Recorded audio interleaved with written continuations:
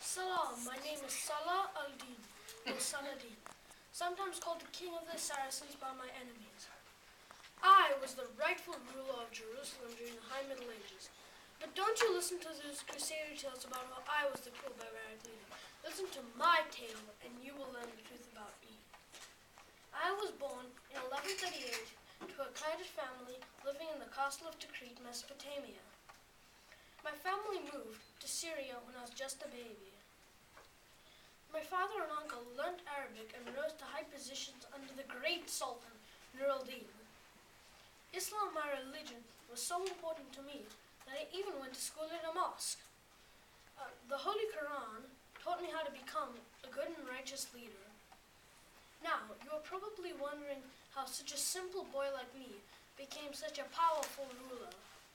Well, my uncle took me to Cairo which was ruled under the Fatimid Caliph, the religious ruler, and his treacherous vizier, or chief minister. I lured the vizier into an ambush that killed him, leaving my uncle as vizier. But then suddenly my uncle died, leaving me as vizier. A few years later, the Fatimid Caliph died, leaving me in charge of all of Cairo. Once at power, I restored Orthodox Sunni Islam to the city. After that, Nur al-Din died. His heir was too young to rule, his brothers were terrible leaders, so I became the Sultan of not only Egypt, but Syria too.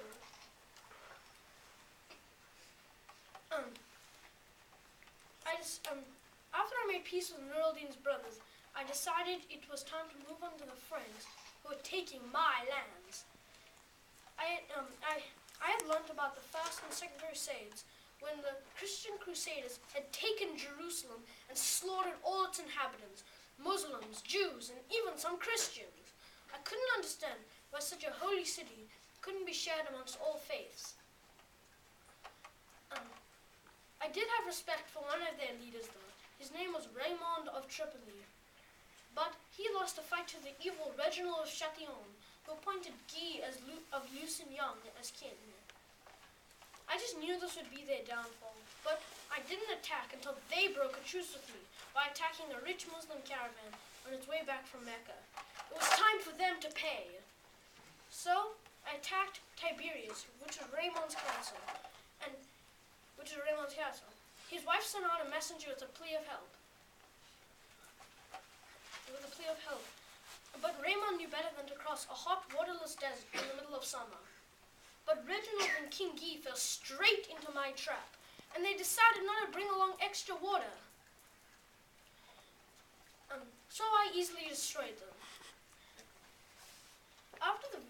But I was kind. I released King Guy and Raymond's wife, but not that Reginald. After the victory at Tiberias, I attacked Jerusalem, and it surrendered to me in less than 2 weeks. I treated the Christians who lived there fairly, even they will admit this, but back in Rome, the Pope called for a third crusade. This time it was led by the most fearsome opponent I would ever meet, Richard the Lionhearted. King Guy had previously been trying to take the city of Acre for more than 2 years, but he could never take it. But when Richard arrived, it surrendered to him in less than a month.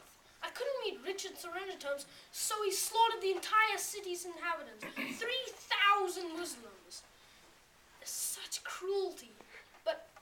And did you know, years later, Muslim parents would scold their children, "If you don't behave, I'll set the King of England on you." Richard went on to take the coastal cities, but he couldn't take Jerusalem, so he came to a truce. The Franks would keep the coastal cities. I would keep the rest, including Jerusalem, but Christians were allowed to visit to make their holy pilgrimages. Richard muttered as he left, "I'll be back to take it all." But I knew, if I had to lose my lands to somebody, I'd rather it be Richard than anybody else. A year later, in 1193, I got an illness and died.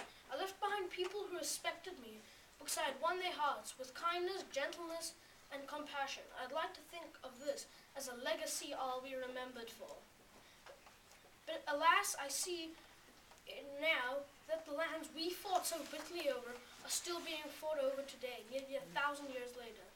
Thank you for listening to my presentation. Allah Iberik. Now I would like to welcome another great king, William the Conqueror.